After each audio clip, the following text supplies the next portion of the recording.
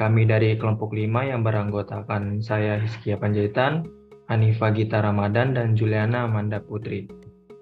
Kami di sini akan mempresentasikan materi kami yaitu motivasi.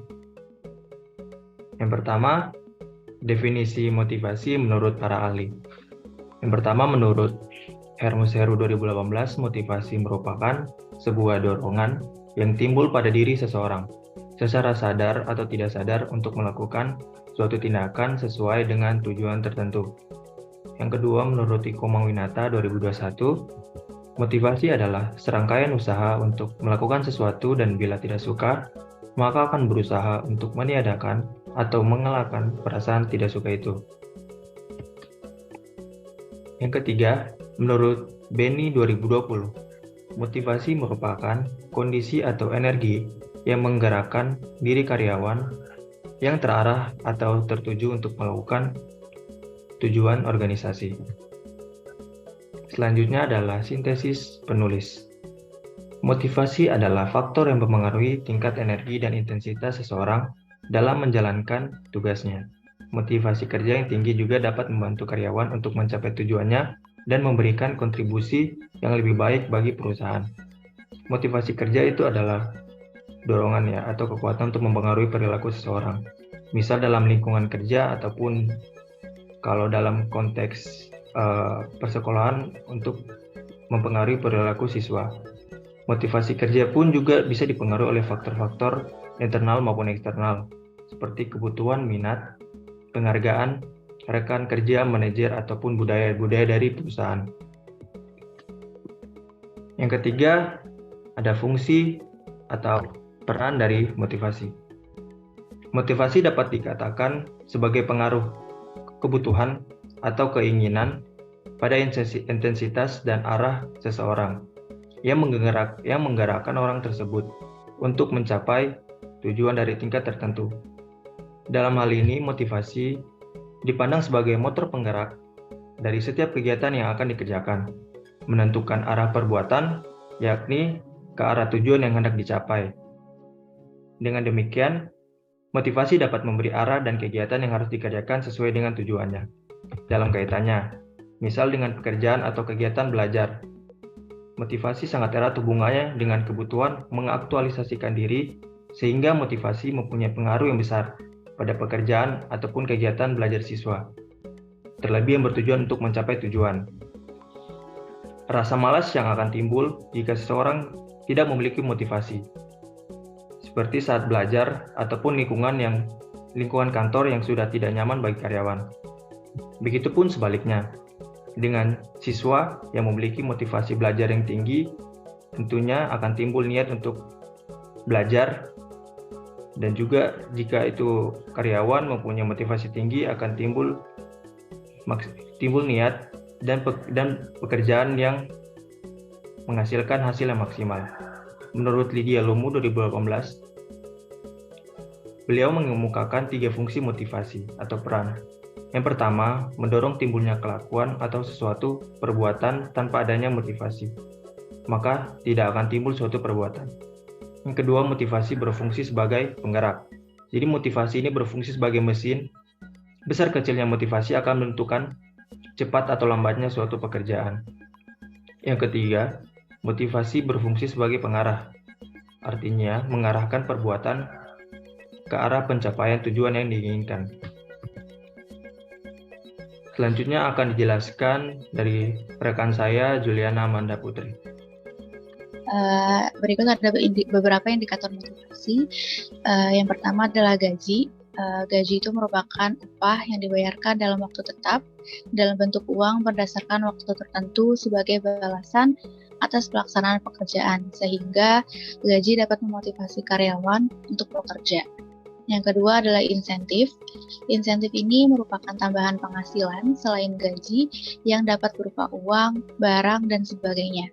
Seorang individu bekerja untuk memenuhi kebutuhan primer, sekunder, dan tersier, sehingga insentif dan bonus dapat dijadikan sebagai sarana pemenuh kebutuhan dan dapat memotivasi karyawan untuk bekerja.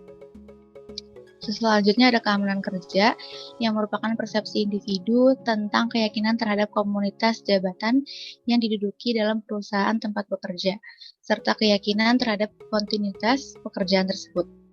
Yang keempat ada fasilitas kerja yang merupakan sarana dan prasarana yang mendukung aktivitas pekerjaan. Perusahaan menyediakan fasilitas kerja yang lengkap dan menunjang kegiatan operasional yang memotivasi karyawan untuk bekerja lebih baik. Dan yang terakhir ada kontak sosial.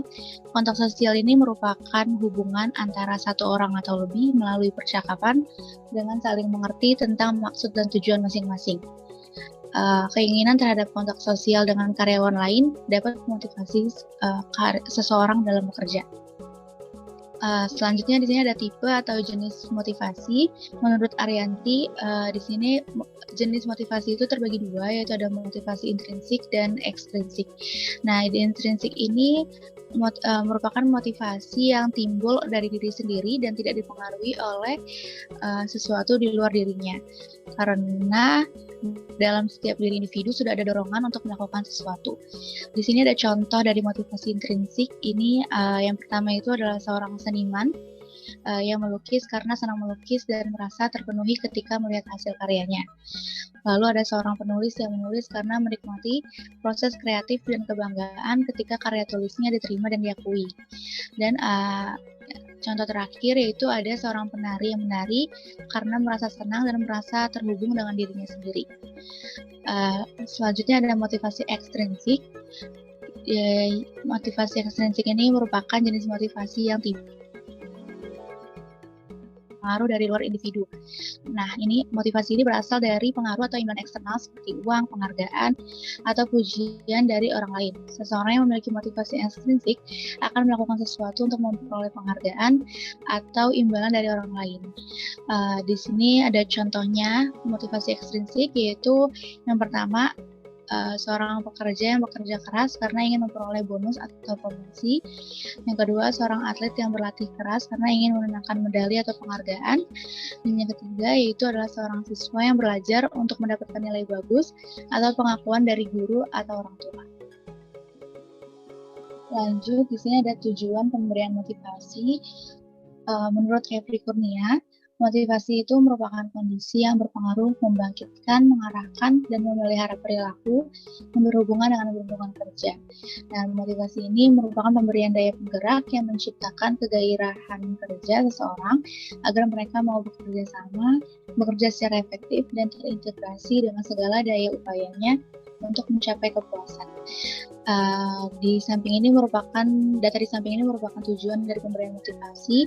Di sini ada lima tujuan. Yang pertama itu ada meningkatkan kreativitas, lalu yang kedua ada meningkatkan kedisiplinan, yang ketiga ada mempertahankan loyalitas, yang keempat ada meningkatkan moral, dan yang terakhir ada mendorong semangat kerja. Selanjutnya akan dijelaskan oleh rekan saya, yaitu Gita.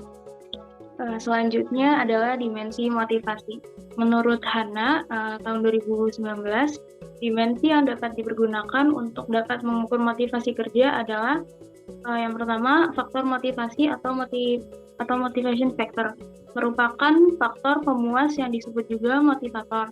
Faktor yang mempengaruhi tingkat kepuasan bekerja berdasarkan pemenuhan kebutuhan tingkat tinggi seperti pencapaian, penghargaan, tanggung jawab, dan peluang untuk bertumbuh.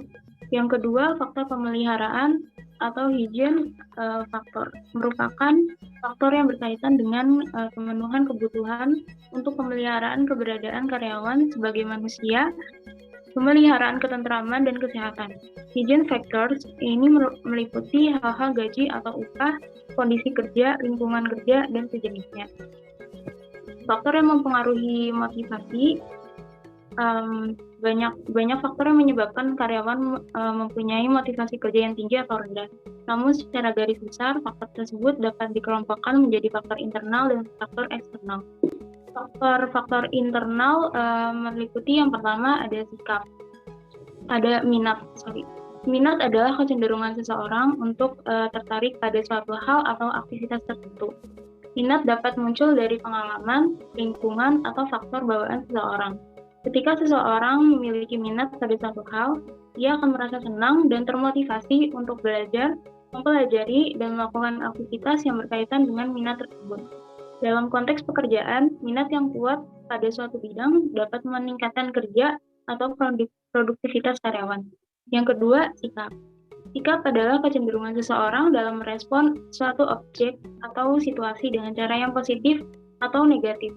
Sikap seseorang dipengaruhi oleh pengalaman, nilai, dan keyakinan yang dimilikinya.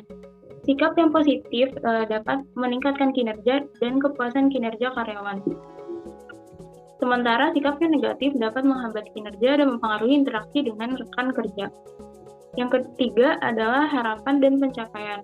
Harapan adalah harapan seseorang terhadap dirinya sendiri atau orang lain terhadap dirinya untuk mencapai suatu tujuan atau pencapaian tertentu. Pencapaian adalah realisasi dari harapan atau tujuan tersebut. Harapan dan pencapaian yang kuat dapat meningkatkan motivasi dan kinerja karyawan, serta membantu dalam meningkatkan kepuasan kerja dan kepercayaan diri. Faktor eksternal yang pertama adalah lingkungan kerja. Lingkungan kerja adalah kondisi dan suasana tempat di mana seseorang bekerja. Lingkungan kerja yang baik adalah lingkungan yang mendukung kesehatan fisik dan psikologis karyawan serta membantu karyawan merasa lebih nyaman, aman, dan termotivasi untuk bekerja. Faktor-faktor seperti kebersihan, pencahayaan, suhu, kebisingan, dan suasana kerja yang positif dapat mempengaruhi kinerja dan produktivitas karyawan. Yang kedua adalah budaya perusahaan. Budaya perusahaan adalah nilai-nilai, norma, dan perilaku yang dianut dan dilakukan oleh organisasi atau perusahaan. Budaya perusahaan dapat mempengaruhi cara kerja dan interaksi antar karyawan dan organisasi. Budaya perusahaan yang positif dapat menciptakan lingkungan kerja yang sehat, inklusif, dan termotivasi. Sementara budaya kerja perusahaan yang negatif dapat menghambat kinerja dan menyebabkan karyawan merasa tidak puas. Yang ketiga adalah rekan kerja. Rekan kerja adalah orang-orang yang bekerja dalam organisasi yang sama. Rekan kerja dapat mempengaruhi kinerja dan kepuasan kerja seseorang, serta interaksi antara karyawan dan organisasi. Rekan kerja yang positif dapat membantu meningkatkan produktivitas dan kepuasan kerja. Sementara rekan kerja yang negatif dapat menghambat kinerja dan mempengaruhi iklim kerja. Yang keempat adalah manajer atau atasan. Manajer atau atasan adalah orang yang bertanggung jawab dalam mengelola karyawan dan aktivitas dalam satu organisasi. Manajer atau atasan dapat mempengaruhi kinerja dan kepuasan kerja karyawan melalui cara mereka memimpin dan berinteraksi dengan karyawan. Manajer atau atasan yang baik adalah orang yang mampu memberikan arahan yang jelas, memberikan umpan balik yang konstruktif, dan mendukung pengembangan karyawan. Lalu yang kelima adalah gaji atau tunjangan yang sesuai. Gaji atau tunjangan yang sesuai adalah bentuk kompensasi yang diberikan kepada karyawan sebagai penghargaan atau pekerjaan yang mereka lakukan. Gaji atau tunjangan yang sesuai dapat mempengaruhi motivasi, kinerja, dan kepuasan kerja karyawan. Gaji atau tunjangan yang sesuai harus sesuai dengan standar industri dan sesuai dengan kontribusi karyawan terhadap organisasi atau perusahaan. Jika gaji atau tunjangan tidak sesuai, maka dapat menyebabkan karyawan merasa tidak dihargai atau merasa kurang termotivasi untuk bekerja. Kesimpulannya adalah motivasi merupakan faktor penting yang mempengaruhi kinerja dan kepuasan kerja karyawan. Karyawan termotivasi cenderung lebih produktif, memiliki tingkat kehadiran yang lebih tinggi, dan merasa puas dengan pekerjaan mereka. Manajer dan pimpinan organisasi dapat menggunakan berbagai strategi motivasi, seperti memberikan umpan balik, memberikan penghargaan dan insentif, memberikan kesempatan untuk berkembang, dan menciptakan lingkungan kerja yang positif dan mendukung.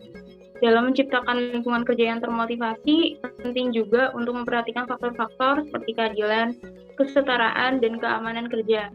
Dengan menerapkan strategi motivasi yang tepat, organisasi atau perusahaan dapat menciptakan sebuah lingkungan kerja yang produktif, inovatif, dan memuaskan bagi karyawan. Berikut merupakan referensi yang kami gunakan dalam materi motivasi karyawan.